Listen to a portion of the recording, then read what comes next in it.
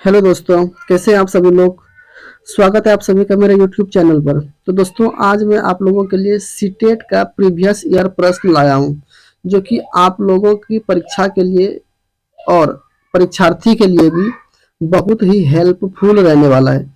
तो दोस्तों, अगर आप ये क्लास करते हैं तो मैं ये ज़रूर कहूँगा कि आप वो नहीं रहोगे जो कि आप 5 मिनट पहले थे। अगर आप ये पूरी क्लास देखते हैं तो ज़रूर कुछ ना कुछ और बहुत कुछ सीख जाएंगे। तो इसी के साथ दोस्तों, मैं क्लास को जारी रखता हूँ और पढ़ता हूँ पहला प्रश्न। तो शुरुआत करते हैं पहले प्रश्न से। तो देखिए, पहला प्रश्न है आपका, खेल जो हम खेलते हैं खेल जो हम खेलते हैं खेल जो हम खेलते हैं प्रकरण के शिक्षण में विद्यार्थियों की अधिकतम भागीदारिता के लिए निम्न में से कौन से शिक्षण युक्ति अधिक प्रभावी होगी। यानी खेल जो हम खेलते हैं, इस टॉपिक इस टॉपिक के शिक्षण में सबसे अधिक उपयुक्त क्या होगा। तो देखिए, पढ़ते हैं इसके लिए ऑप्शन। तो शिक्षार्थियों को भीतर और बाहर खेले जाने वाले विभिन्न खेलों के नाम याद कराना। देखिए, सीटेट के एग्जाम में जहां भी आपको नाम याद कराने की बात आ जाए, उसे देखते ही गलत कर देना है। बच्चों को याद नहीं कराना है कोई चीज। शिक्षार्थियों को टेलीविजन पर खेल संबंधी कार्यक्रमों को देखने और उस पर आधारित सामान्य परियोजना कार्य बनाने के लिए कहना। देखिए, थोड़ा बहुत कर लेगा, लेकिन इससे ज्यादा लाभ नहीं होने वाला है। हमसे क्या पूछा गया है, सबसे अधिक उपयुक्त कौन सा होगा, सबसे अधिक प्रभावी कौन सी होगी। देखिए, शिक्षार्थियों को खेल के मैदान में ले जाना और उन्हें अलग अलग दिनों में अलग अलग खेल खिलाना। बिल्कुल सही बात है। देखिए, अगर आप किसी चीज को खेल के मैदान में जाकर सीखते हैं तो वो क्या होता है आपका, वो आप वास्तविक जीवन में चीजों को जोड़कर सीख रहे हैं। तो यही सबसे बेस्ट हो जाएगा कि बच्चों को खेल के मैदान ले जाइए। वहां बच्चे नियम सीखेंगे, खेल कैसे खेलते हैं वो सीखेंगे, दोस्तों के साथ बातचीत बढ़ेगा। तो ये सबसे अच्छा माना जाएगा आपका। तो यही आपका आंसर हो जाएगा, सी नंबर। कौन सा हो जाएगा, सी नंबर। तो सबसे बेस्ट यही है। तो बढ़ते हैं अगले प्रश्न की ओर। ये रहा आपके सामने अगला प्रश्न। अगला प्रश्न है आपके सामने पक्षी से। किससे, पक्षी से। यदि हम यदि हम पक्षियों का अवलोकन करते हैं तो हम पाते हैं कि अधिकांश पक्षी अपनी गर्दन अत्यधिक हिलाते हैं। इसका क्या कारण है। देखिए, अगर आप पक्षी को गौर से देखिएगा तो बहुत ऐसा पक्षी है जो कि अपनी गर्दन को हिलाते रहते हैं। तो ये पूछ रहा है कि इसका क्या कारण है। इनके नेत्र दो भिन्न भिन्न वस्तुओं को एक ही समय पर फोकस कर सकते हैं। ये बात सही है कि पक्षी जो है एक ही समय पर किसी दो चीजों को एक साथ दे सकती है। ये बात सही है। लेकिन इन्होंने क्या पूछा है प्रश्न में कि वो अधिकांश पक्षी अपना गर्दन क्यों हिलाते हैं, इसके बारे में पूछा गया है। तो देखिए, इसका क्या कारण है। अधिकांश पक्षियों के नेत्र स्थिर होते हैं और घूम नहीं सकते। बिल्कुल सही बात है। यही सही जवाब हो जाएगा आपका। किधर गया जी, यही सही जवाब हो जाएगा कि पक्षी का जो नेत्र होता है ना, वो काला वाला जो होता है रेटिना, वो पुतली उसका घूम नहीं सकता है। अब वो पुतली घूमता नहीं है तो उनको इधर उधर अगल बगल आजू बाजू देखने के लिए अपना गर्दन को हिलाना पड़ता है। इसलिए कोई पक्षी बार बार अपने गर्दन को हिलाते रहते हैं। तो आपका बी नंबर सही हो जाएगा। ठीक है, बढ़ते हैं अगले प्रश्न की ओर।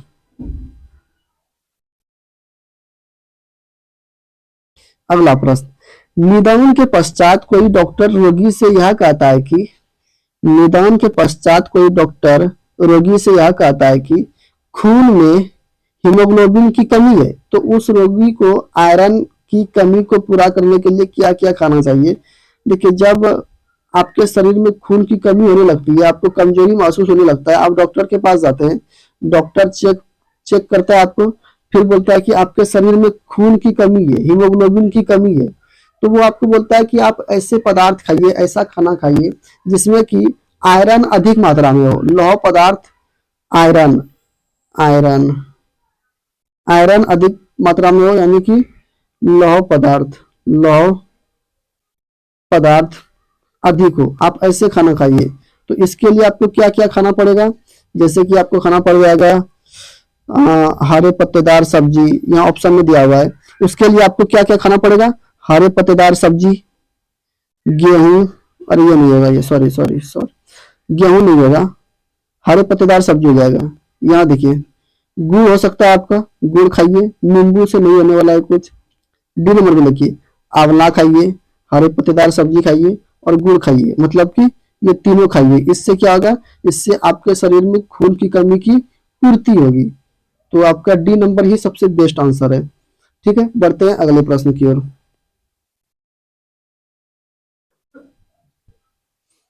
अगला प्रश्न, नीचे दिए गए नीचे दिए गए पक्षियों की कौन सी प्रजाति झटके से अपनी गर्दन आगे पीछे करती है? तो वो हो जाएगा आपका मैना। कौन हो जाएगा? मैना। मैना जो है आपका, वो अपनी गर्दन को झटके से आगे पीछे करती है। अब जैसे कि उल्लू, उल्लू क्या करती है? उल्लू अपना गर्दन 270 डिग्री तक पीछे पीछे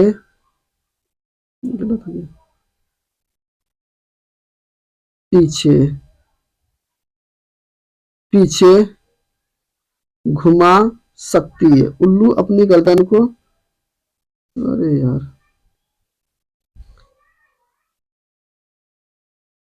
घुमा सकती है।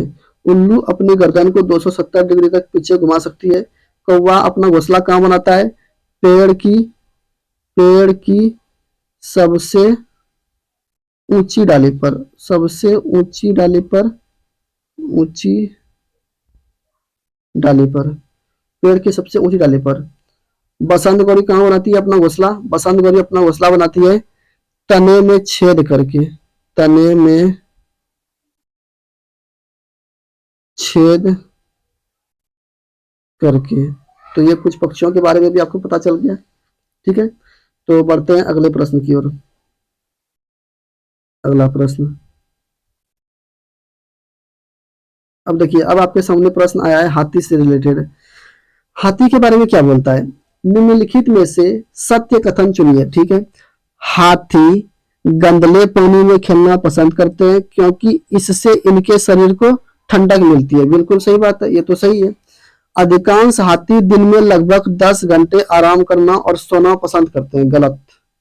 10 घंटे नहीं, वो 2 से 4 घंटे ही सोते हैं, 2 से 4 घंटे आराम करते हैं। ठीक है, बाकी दिन वो चलते फिरते घूमते खाते रहते हैं।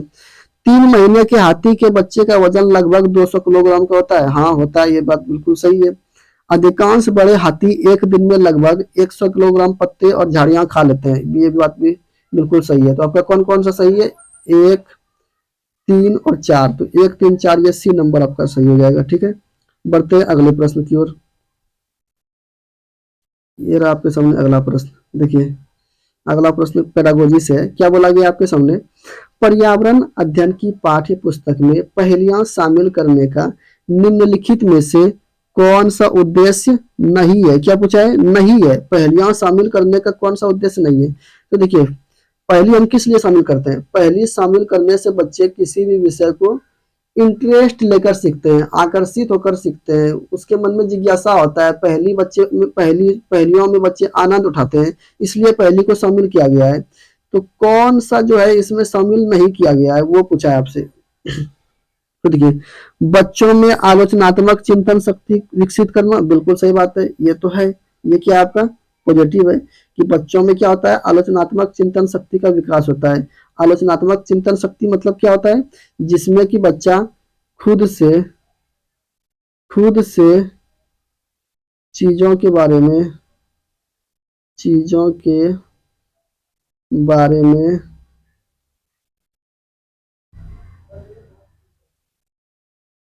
बारे में सोचता है। तो वो होता है आपका आलोचनात्मक चिंतन। उसके बाद बच्चों में तर्कना शक्ति का विकास होता है। बिल्कुल सही बात है, पहले से बच्चों में तर्कना शक्ति का भी विकास होता है। बच्चों के मस्तिष्क को भ्रमित करने के लिए, देखिए, पहली को आपका बच्चों के मस्तिष्क को भ्रमित करने के लिए नहीं डाला गया है। उन्हें आनंद उठाने देना, आनंद उठाता है बच्चा लेकिन भ्रमित नहीं। तो इसका मतलब यही ऑप्शन गलत हो जाएगा आपका। तो आपसे नहीं पूछा है, तो नहीं का भाई यही सही हो जाएगा, नेगेटिव। ठीक है, ये सृजनात्मक चिंतन की योग्यता और उत्सुकता का विकास करना, ये भी ठीक है, ये भी पॉजिटिव है। तो नेगेटिव का भाई यही आंसर हो जाएगा आपका। बढ़ते हैं अगले प्रश्न की ओर। अगला प्रश्न, अगला प्रश्न क्या दिया हुआ है? अगला प्रश्न है, पर्यावरण अध्ययन की कक्षा में अवधारणाओं को स्पष्ट करने के लिए कविताओं और कहानी कथन का प्रयोग करना। ठीक है, किसी भी चीज को समझाने के लिए बच्चों को कहानी और कविता का प्रयोग किया गया है। तो क्या कारण है इसका? पाठ को आनंददायक और रोचक बनाने में मदद करता है। ये भी सही है कि कहानी कविता ये सब क्या करता है, पाठ को आनंददायक बनाता है, जिससे कि बच्चे रस लेते हैं पढ़ने में। बी नंबर में क्या बोला है? स्थानीय एवं विश्व स्तर पर, स्थानीय एवं विश्व स्तर पर संसार की प्रकृति को खोजने और कल्पना करने की योग्यता का विकास करने में मदद करता है। सबसे बेस्ट आंसर यही हो जाएगा। अरे यार कहाँ चला गया? सबसे बेस्ट आंसर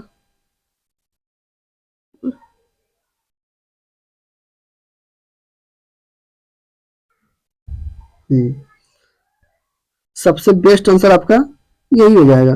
क्यों? क्योंकि कहानी कविता ये सब क्या करता है, ये सब दुनिया भर के चीजों के बारे में बच्चों को बताता है और बच्चे उनसे एक जुड़ाव महसूस करते हैं। तो यही सही हो जाएगा आपका सबसे बेस्ट। बढ़ते हैं अगले प्रश्न की ओर। अगला प्रश्न, मीरा और दिव्या छोटी लड़कियां हैं। मीरा समोसे, कटलेट और डबल रोटी खाना पसंद करती है, जबकि दिव्या ऐसा भोजन पसंद करती है जिसमें लौह तत्व की कमी है। मीरा और दिव्या को निम्नलिखित में से कौन सी बीमारियां हैं, वो दोनों कौन सा रोगी बन गई है? देखिए, अगर आप समोसा, कटलेट, डबल रोटी ये सब खाना पसंद करते हैं, ये सब क्या है, ये सब एक तरल पदार्थ है। अगर आप तरल पदार्थ खाते हैं तो आपको मोटापा जैसा बीमारी हो सकता है। ठीक है, और अगर आप ऐसा खाना खाते हैं जिसमें कि लौह तत्व में कमी है, अगर आप लौह तत्व ऐसा खाना खाते हैं जिसमें कि लौह तत्व की कमी है, तो आपको खून की कमी हो सकता है, और खून की कमी से आपको कौन सा रोग हो सकता है? एनीमिया हो सकता है। तो आपका यही सही हो जाएगा। ये दोनों मोटापा और एनीमिया से ग्रसित है। ठीक है, बढ़ते हैं अगले प्रश्न की ओर। अगला प्रश्न, पसंद नापसंद, पसंद नापसंद के बारे में चर्चा करते समय किसी छात्र ने कहा, मुझे और मेरी माँ दोनों को सांप खाना बहुत पसंद है। जब भी हमारे सांप खाने की इच्छा होती है, हम पास के किसी होटल में जाकर लिंग हु फैन खाते हैं। यह छात्र कहाँ का हो सकता है? तो देखिए, यह छात्र आपका जो कि सांप खाना पसंद करता है, यह छात्र आपका असम का नहीं होगा, उड़ीसा का नहीं होगा, अरुणाचल प्रदेश का नहीं होगा। यह कहाँ का होगा? हांगकांग का। ये विदेश का है। ठीक है, ये भारत का नहीं है कोई व्यक्ति। अब बचिए ऐसे लोगों से जो कि मांस मछली खाने का बात करता है। बढ़ते हैं अगले प्रश्न की ओर। ईवीएस की पढ़ाई में कक्षा के प्रश्नोत्तर तकनीक का सबसे अच्छा उपयोग किसके लिए किया जाता है? देखिए, आप सिर्फ ईवीएस ही नहीं, कोई भी विषय बच्चों को पढ़ाते हैं तो आप वहां पर प्रश्न बच्चों से पूछते हैं। तो यह आप क्या चीज करना चाह रहे हैं क्लास में? विद्यार्थियों का ध्यान आकर्षित करने के लिए थोड़ा बहुत ध्यान भी आकर्षित होगा, ठीक है, मान सकते हैं, कोई दिक्कत नहीं है। लेकिन सबसे बेस्ट क्या होगा? शिक्षार्थियों में जिज्ञासा, शिक्षार्थियों में सीखने की जिज्ञासा उत्पन्न करने के लिए आप क्लास में प्रश्न इसलिए करते हैं कि विद्यार्थी इसमें जिज्ञासा ले। आप जैसे ही प्रश्न किए, विद्यार्थी सोचेगा मन में कि अरे यार सर प्रश्न पूछ रहे हैं, अगर हम सही से नहीं सुनेंगे तो प्रश्न का जवाब भी नहीं दे पाएंगे। तो यहाँ जिज्ञासा उत्पन्न कर रहा है उसको। और ये भी बोला गया है कि कक्षा के प्रश्न तकनीक कि आप कक्षा में प्रश्न का भी प्रावधान रखे हैं। तो कोई बच्चा प्रश्न पूछता है तो वो क्या पूछता है? अपना जिज्ञासा पूछता है कि सर हमको यहाँ पर प्रॉब्लम है, इस चीज को समझाइए। तो ये हो जाएगा। तो आपका बी नंबर से हो जाएगा। बी नंबर से हो जाएगा। कौन सा? B number. ठीक है, बढ़ते हैं अगले प्रश्न की ओर। जब कोई सपेरा अपने वाद्य यंत्र यानी बीन को बजाता है तो सांप उसकी ध्वनि पर अपने सिर को इधर उधर घुमाता है। आपके विचार से सांप वाद्य यंत्र के प्रति अनुक्रिया कैसे करता है? देखिए, उस वाद्य यंत्र द्वारा उत्पन्न कंपनों के प्रति अनुक्रिया करके। बिल्कुल सही बात है, यही सही हो जाएगा। क्योंकि क्योंकि सांप के पास कोई कान नहीं है। जब कोई व्यक्ति बीन बजाता है तो उसके द्वारा वायु के द्वारा धरती में कंपन के प्रति वो अनुक्रिया करता है।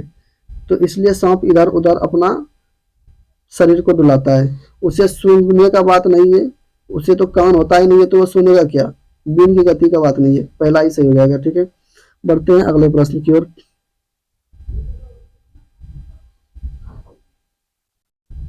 अगला प्रश्न, नीचे दिए गए जीवों के समूहों में से किनकी दृष्टि श्रेष्ठ होती है तथा वे मनुष्यों की तुलना में 4 गुनी अधिक दूरी की वस्तुओं को देख सकते हैं? अच्छा, देखते हैं। बाघ, तेंदुआ, सांड? अरे नहीं, ये हो जाएगा आपका चील, गरुड़ और गिद्ध। चील, गरुड़, गिद्ध ये सभी क्या है? एक मांसाहारी पक्षी है।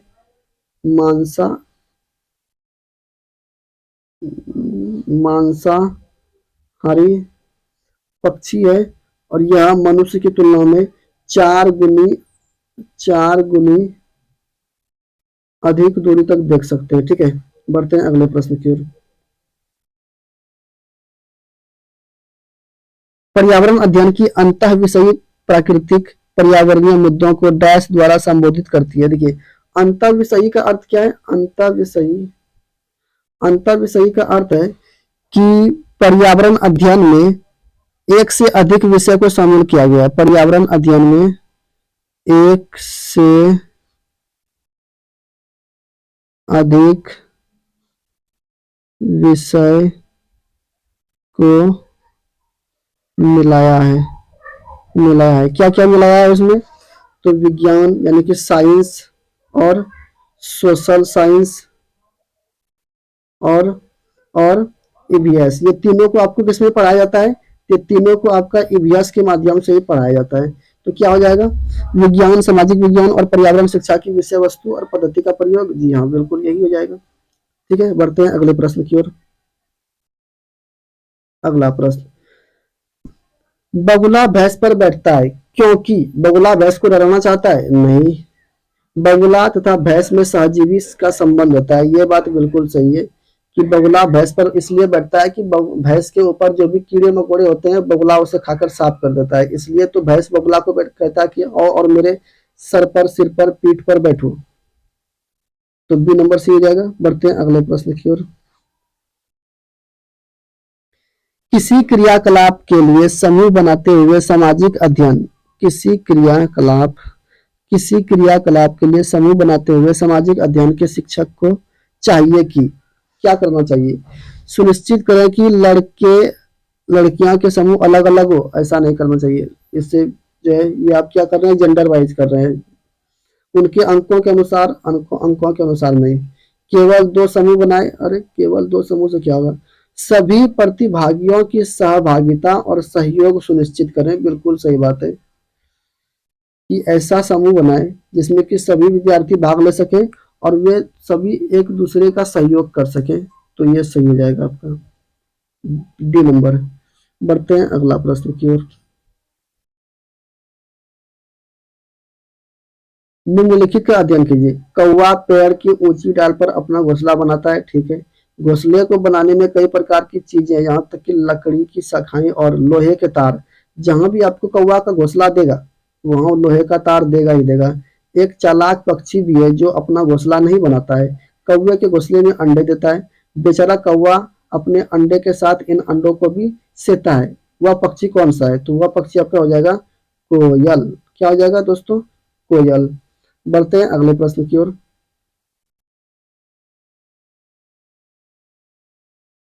कक्षा 5 की एनसीईआरटी की पर्यावरण अध्ययन की पाठ्य पुस्तक में प्रत्येक पाठ के अंत में एक खंड को शामिल किया गया है। क्या? हम क्या समझे?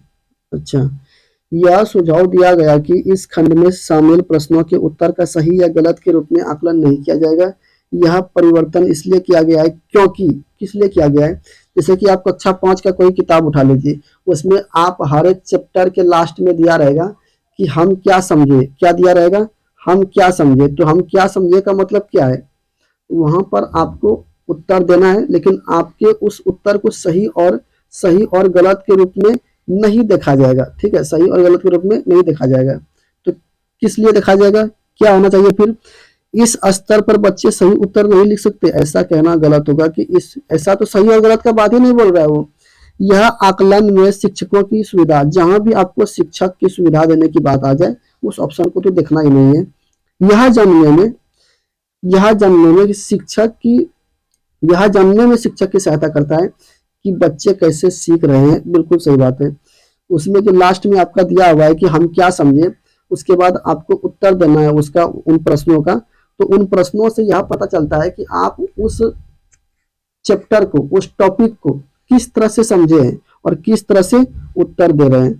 तो ये पता चलता है शिक्षक को जानने में। तो सी नंबर सही हो जाएगा। बढ़ते हैं अगले प्रश्न की ओर। अगला प्रश्न, पर्यावरण अध्ययन पाठ्य पुस्तक की विषय वस्तु में क्या होना चाहिए? परिभाषाओं और व्याख्यानों को दूर रखा जाना चाहिए। हाँ बिल्कुल। देखिए एनसीएफ 2005 और एनएपी 2020 ये क्या बोलता है कि बच्चों को परिभाषा से दूर रखा जाए, परिभाषा से दूर रखा जाए और किससे, व्याख्या से दूर रखा जाए। बच्चों को व्याख्या नहीं देना है उनको। रटकर सीखने को हतोत्साहित, बिल्कुल सही बात है, रटकर सीखने को हतोत्साहित। एक होता है प्रोत्साहित, प्रोत्साहित, प्रोत्साहित मतलब होता है क्या, बढ़ावा देना, बढ़ावा। और एक होता है हतोत्साहित,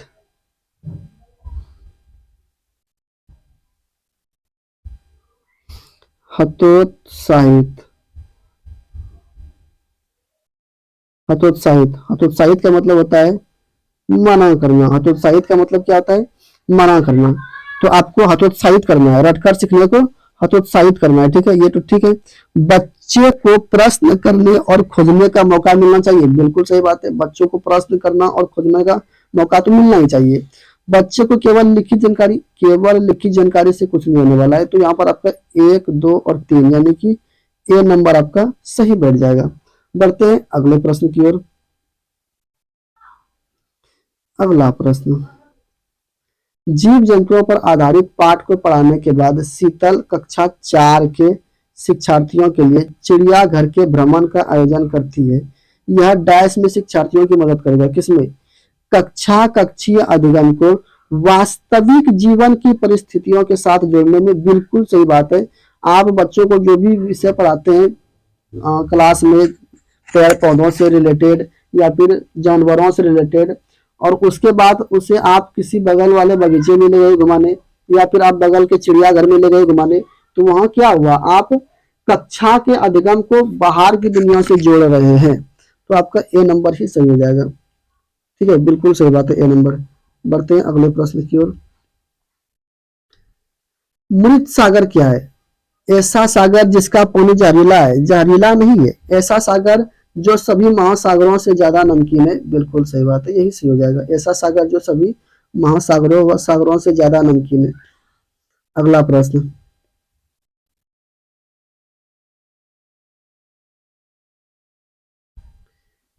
निम्नलिखित में से कौन सा जोड़ा ठीक है? देखिए अभी आपको पता चल जाएगा तुरंत कौन सा जोड़ा ठीक है। असम का होता है बिहू, बिहू। तमिलनाडु, अरे यार,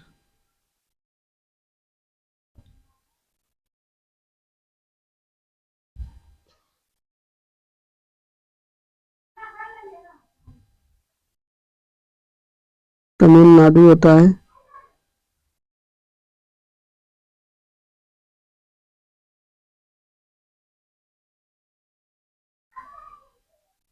तमिलनाडु, भरत नाट्यम, लावनी,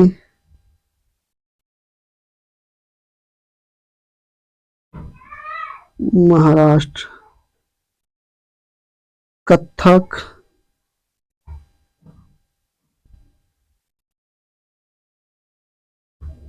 यूपी।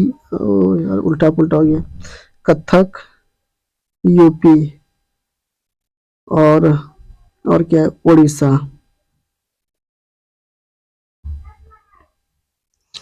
उड़ीसा में होता है ओडिसी, ओडिसी। तो ये आपका होता है। असम क्या है, एक राज्य है, और बिहू क्या है, एक नृत्य है। क्या है, एक नृत्य है। तमिलनाडु क्या है, एक राज्य है, भरतनाट्यम वहां का नृत्य है यानी कि डांस है। लावनी क्या है, डांस है, और राज्य कौन सा होगा, महाराष्ट्र। कथक क्या है? एक डांस है। राज्य यूपी। उड़ीसा कौन सा है? एक राज्य है और ओडिसी वहां का नृत्य डांस है। तो इसमें कौन सा जोड़ा सही लग रहा है आपको? असम वाले का, असम बिहू सही है। बढ़ते हैं अगले प्रश्न की ओर।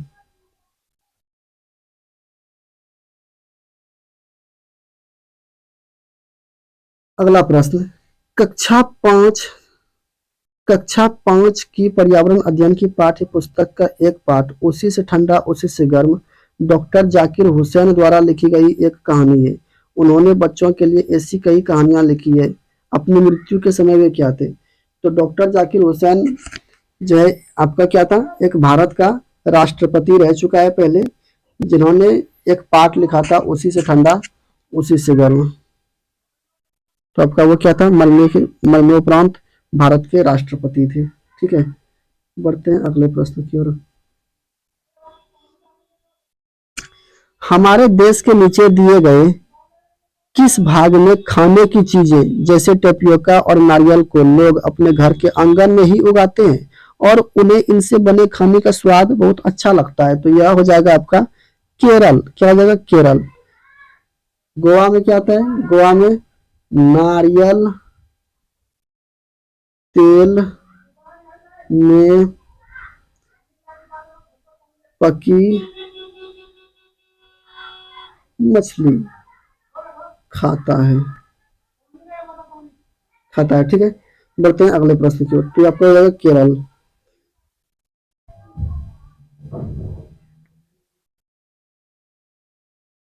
निम्न में से कौन सा पर्यावरण अध्ययन की कक्षा में रूपात्मक यानी रचनात्मक रचनात्मक रचनात्मक आकलन का समुचित कार्य नहीं है? नहीं पूछा गया आपसे। तो दिए गए प्रयोगात्मक प्रारूप के चिन्हांकन वाले आरेख बनाना। देखिए, जहां भी आपको प्रयोग करने की बात आ जाए वो तो पॉजिटिव माना जाएगा, वो पॉजिटिव हो जाएगा। जल प्रदूषण की हानियों के बारे में चर्चा करना, बिल्कुल करेंगे। पाठ में दी गई महत्वपूर्ण शब्दावली और परिभाषा की व्याख्या करेंगे। तो यही हो जाएगा आपका निगेटिव, व्याख्या नहीं करना हमें। तो आपका आंसर यही हो जाएगा। बढ़ते हैं अगले प्रश्न की ओर। एक अध्यापक को कक्षा 4 के विद्यार्थियों को हमारे देश के भोजन की सांस्कृतिक विविधता पढ़ानी है। इस विषय को पढ़ाने के लिए सर्वोत्तम विधि निम्नलिखित में से क्या है? सांस्कृतिक विविधता के बारे में पढ़ाना चाहता है कोई शिक्षक, और किसके लिए? भोजन संबंधी सांस्कृतिक विविधता। तो विद्यार्थियों से कहें कि वे अपने परिवार के भोजन के बारे में सूचना एकत्र करें। सूचना एकत्र करने से ज्यादा लाभ नहीं होगा। विभिन्न प्रकार की खाने की चीजों को चित्रों वाले फ्लैश कार्ड दिखाएं, इससे भी कुछ नहीं होगा।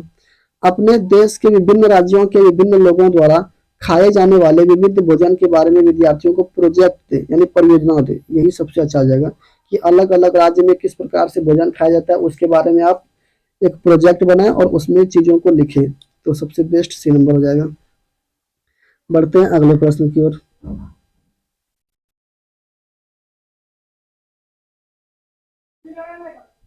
अगला प्रश्न, पर्यावरण अध्ययन की पाठ्य पुस्तकों में विभिन्न प्रकरणों में एक खंड क्या है? करके देखो, इसको शामिल किया गया है जिसका उद्देश्य है। देखिए, जहां भी बच्चा किसी चीज को खुद से करता है ना, खुद से करता है तो उसका ज्ञान क्या होता है? अस्थाई हो जाता है। क्या होता है? अस्थाई होता है। अगर आप खुद से किसी चीज को करते हैं तो आपका ज्ञान ज्यादा दिन तक रहता है, ज्यादा देर तक रहता है, अस्थाई हो जाता है, कहने का अर्थ है। तो करके देखो, तो यहाँ वो क्या कर रहा है? प्रत्यक्ष हस्तपरक अनुभव उपलब्ध कराना चाह रहा है। बिल्कुल सही बात है। वो करके देखो, तो करके कैसे देखेगा बच्चा? जहां बच्चा खुद से चीजों को करेगा, अपने हाथ से करेगा, तो प्रत्यक्ष हस्तपरक अनुभव उपलब्ध कराना चाहता है कोई टीचर। तो आपका ए नंबर ही सही हो जाएगा। बढ़ते हैं अगले प्रश्न की ओर।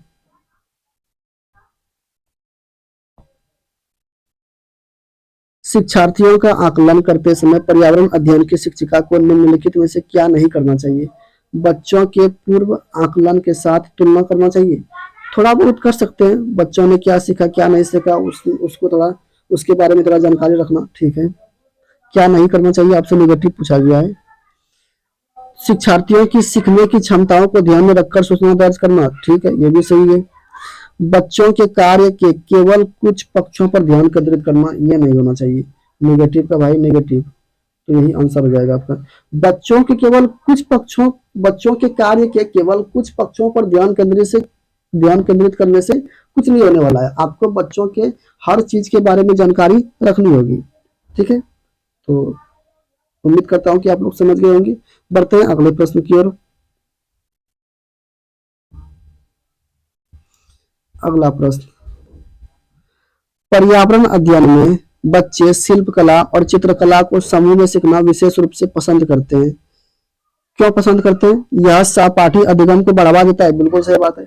जब बच्चे समूह में सीखते हैं तो एक दूसरे के प्रति विचार, भावना, यह सब क्या है, प्रकट होते रहता है। दोनों में सामाजिक भावना भी बढ़ता है। यह सामाजिक अधिगम को बेहतर बनाता है। अभी तो बोले हैं कि बेहतर बनाता है। ठीक है, जब बच्चे की सृजनात्मकता की प्रशंसा की जाती है तो वे खुश होते हैं और वे उसके प्रति प्रेरित भी होते हैं। जब कोई बच्चा किसी चीज को करता है, अगर आप उनका प्रशंसा कर देते हैं तो बच्चे उनको और अच्छे से करना चाहता है कि हमारा और प्रशंसा हो। तो ठीक है, थोड़ा बहुत चलेगा। यह कक्षा में अनुशासन को बढ़ाता है। अनुशासन को बढ़ाना ही नहीं है। एनसीएफ 2005 कहता है कि अनुशासन नहीं, अनुशासन को मना कर दिया गया है। तो आपका क्या हो जाएगा? 1 2 3, यानी कि 1 2 3 किसमें? डी नंबर, यही सही हो जाएगा। बढ़ते हैं अगले प्रश्न। तू नींदों की रानी और मैं प्यार का सपना। अगला प्रश्न, कक्षा 1 में पर्यावरण अध्ययन में शिक्षार्थियों के आकलन के बारे में निम्नलिखित में से कौन सा कथन सत्य है? तो देखिए, मौखिक परीक्षाएं क्योंकि हो सकता है बच्चे लिखने में सक्षम ना हो। बिल्कुल ठीक है। अगर आप प्राइमरी लेवल पर किसी बच्चे का कुछ आकलन करना चाहते हैं तो आप मौखिक भी ले सकते हैं। हो सकता है कि कोई बच्चा लिखने में सक्षम ना हो। ठीक है। ड्राइंग क्योंकि बच्चों को इसमें आनंद आता है। देखिए, आनंद के बारे में क्या बोले, पहला ही सही हो जाएगा आपका, बाकी कुछ नहीं। अगले प्रश्न,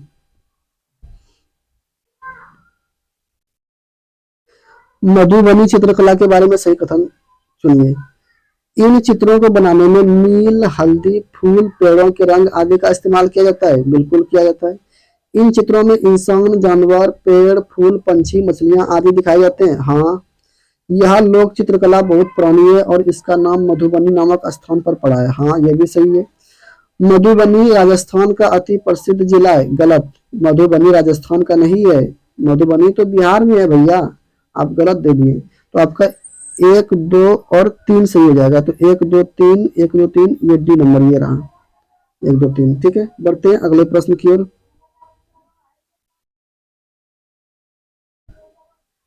बीज अंकुरण की अवधारणा को इस तरह सबसे बेहतर तरीके से पढ़ाया जा सकता है। कैसे? कक्षा में अंकुरित बीजों को दिखाना और अंकुरण की प्रक्रिया को स्पष्ट करना। थोड़ा बहुत ले सकते हैं, इसको गलत नहीं बोलेंगे। बोर्ड पर चित्र बनाते हुए, बोर्ड पर चित्र बनाने से कुछ नहीं होगा। बीज बोने, अंकुरण के चरणों का अवलोकन करने और उनका चित्र बनाने को गतिविधि की बच्चों को निष्पादित करने के लिए करना चाहिए। सबसे बेस्ट ये हो जाएगा। क्यों? क्योंकि यहाँ पर कोई चीज बच्चे खुद से कर रहे हैं, तो बच्चे जब खुद से किसी चीज को करते हैं तो उससे उनकी समझ में और बेहतरी होती है और बढ़ावा होती है। तो बच्चे यहाँ खुद से चीजों को कर रहे हैं, तो सी नंबर ही सही हो जाएगा। बढ़ते हैं अगले प्रश्न की ओर। अगला प्रश्न, अगला प्रश्न, रेनू की दादी उसे एक सूखा कुआं दिखाते हुए बताती है कि 15-20 वर्ष पहले कुएं में पानी था, लेकिन अब यह पूर्णतः सूख गया है। कुएं में पानी सूखने का कारण क्या हो सकता है? तो बिल्कुल सही बात है कि जब 15-20 वर्ष पहले दादा दादी से पूछते हैं तो वो बताते हैं कि पहले कुएं में पानी थे, लेकिन अब उसी कुएं को हम लोग देखते हैं तो पानी देखने को नहीं मिलता है। तो इसका कारण क्या है? और बहुत ऐसा होता है कि कुएं में बहुत हद तक मिट्टी डाला गया है तो वो भर गया है थोड़ा बहुत। तो इसका कारण क्या हो सकता है? पेड़, कुएं तथा उनके आसपास के स्थान को मिट्टी को अब सीमेंट से ढक दिया गया है। बिल्कुल सही बात है। आसपास के इलाके में बहुत सारे बोरिंग पंप लग गए हैं, ये भी सही है। प्रत्येक व्यक्ति के घर में नल होने के कारण कोई भी कुएं का प्रयोग नहीं करता है, थोड़ा बहुत ले सकते हैं इसको, लेकिन अभी नहीं, क्योंकि ऑप्शन में एक और दो ही है, तो एक और दो के साथ जाएंगे हम। ठीक है, बढ़ते हैं अगले प्रश्न की ओर।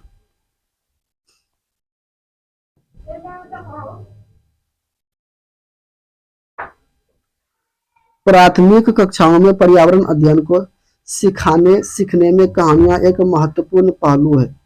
पर्यावरण अध्ययन के कक्षा कक्ष में कहानी सुनाने को शिक्षण कौशल के रूप में सम्मिलित करने के लिए निम्नलिखित में से सबसे कम, क्या पूछा है, सबसे कम उपयुक्त कारण क्या है?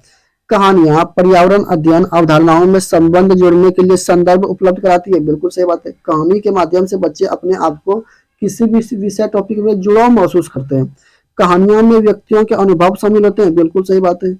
कहानी में व्यक्ति के अनुभव शामिल होते हैं। कहानियां उनके आसपास के विषय क्षेत्रों को छूती है, हाँ छूती है। आपको सबसे कम महत्वपूर्ण पूछा है ना, तो कहानियां कक्षा प्रबंधन में सहायता करती है, यही सबसे कम महत्वपूर्ण हो जाएगा। फिर ए बी सी तो ठीक है।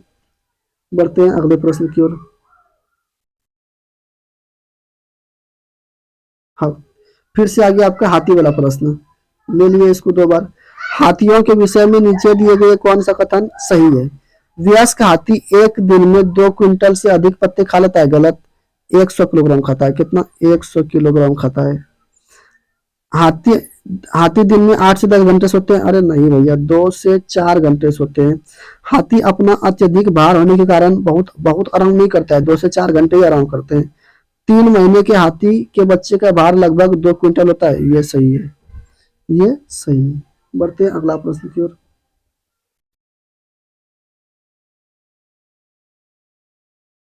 दुर्गा एक गांव में रहती है और लकड़ी या गोबर के उपले का ईंधन इस्तेमाल करते हुए चूल्हे पर खाना पकाती है। पिछले 3 महीनों से उसे तेज खांसी आ रही है, इसका कारण हो सकता है ईंधन के जलने से उत्पादित कार्बन मोनोऑक्साइड जो उसकी श्वसन नली में फंस गई है, या फिर जलते हुए ईंधन से उत्पादित काला धुआं जो उसकी श्वसन नली में जमा हो गई है, ये सही हो जाएगा। जलते हुए ईंधन से उत्पादित काला धुआं जो उसकी श्वसन नली में धीरे धीरे धीरे धीरे जमा हो गई और उसके बाद अब उसे खांसी सता रही है। ठीक है, तो बी नंबर सही हो जाएगा। बढ़ते हैं अगले प्रश्न की ओर।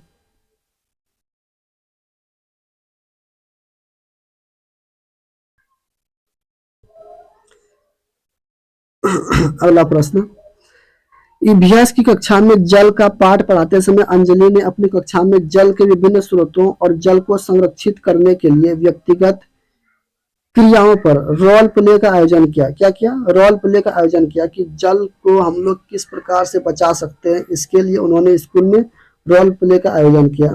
तो इस क्रियाकलाप का मुख्य उद्देश्य क्या है? विद्यार्थियों की सामाजिक कुशलताओं में सुधार करना। सामाजिक कुशलताओं में सुधार करने का बात नहीं हो रहा है यहाँ पर। अधिगम की प्रक्रिया में एक रास्ता को तोड़ना। ऐसा नहीं है कि विद्यार्थी पढ़ते पढ़ते बोर हो रहा था तो उन्होंने सोचा कि चलो कुछ रोल प्ले कर लेते हैं, ऐसा नहीं है। अधिगम की प्रक्रिया में विद्यार्थियों का सक्रिय भाग लेना, यही सही हो जाएगा। अधिगम यानी सीखने की प्रक्रिया में बच्चों का सक्रिय भाग लेना सुनिश्चित करना हो जाएगा, तो सी नंबर सही हो जाएगा। ठीक है, बढ़ते हैं अगले प्रश्न की ओर। एक प्राथमिक स्तर की अध्यापिका जलाभाव के विषय पर, जल अभाव मतलब जल की कमी, जल की कमी के विषय पर अपने कक्षा 4 के बच्चों को प्रभावपूर्ण तरीके से किस प्रकार आंकेगी? जल संरक्षण में पोस्टर बनाने की गतिविधि। पोस्टर बनाने से ज्यादा लाभ नहीं मिलेगा भैया। बच्चों को जल संरक्षण पर नारे लिखने के लिए क्या कर, नारे से क्या हो जाएगा, जल थोड़ी बचेगा उससे। उपर्युक्त विषय पर एक लिखित, यार कुछ से कुछ बोलता है, लिखित परीक्षा नहीं, यह पता करके कि उन्होंने अपने दैनिक जीवन में जल की बचत कैसे की, सबसे बेस्ट हो जाएगा। कि विद्यार्थियों से बोलिए कि आप अपने दैनिक जीवन में जल की बचत कैसे कर रहे हैं, तो इससे जल के बचाव के बारे में बहुत कुछ सीखने को मिलेगा। बढ़ते हैं अगले प्रश्न की ओर। कोई डॉक्टर एक मरीज को खाने के लिए कुछ दवाइयां लिखता है और साथ ही गुड़, आंवला और हरे पत्तेदार सब्जियां जरूर खाने का सुझाव देता है। यह मरीज किस रोगी से पीड़ित होना चाहिए? किस रोगी से पीड़ित है? तो यह रोगी जो कि गुड़, आंवला, हरे पत्तेदार सब्जियां कम खाता है तो उसको जरूर खून का कमी हुआ होगा, और खून की कमी से कौन सा रोग होता है? एनीमिया। तो आपका बी नंबर से हो जाएगा। बढ़ते हैं अगले प्रश्न की ओर, और ये आपका हो जाएगा लास्ट प्रश्न मेरे दोस्तों। वाष्पीकरण विषय पर बच्चों को विविध सोच का आकलन करने के लिए निम्नलिखित में से कौन सा प्रश्न एक नमूना हो सकता है? जल चक्र के 5 लाभ लिखिए। जल चक्र के 5 लाभ लिखने से वाष्पीकरण से क्या संबंध है? क्या होता यदि जल चक्र होता ही नहीं है? बिल्कुल सही बात है। ये आपका जो है एक मुक्त प्रश्न है, यानी कि खुले अंत वाला प्रश्न, खुले अंत वाला प्रश्न है कि बच्चों को यहाँ पर सीखने को मिलता। कितना सारा लिखा गया जी? क्या होता, खुले अंत वाला प्रश्न, क्या होता अगर जल चक्र होता ही नहीं? तो ये सही हो जाएगा बी नंबर। ठीक है, बी नंबर।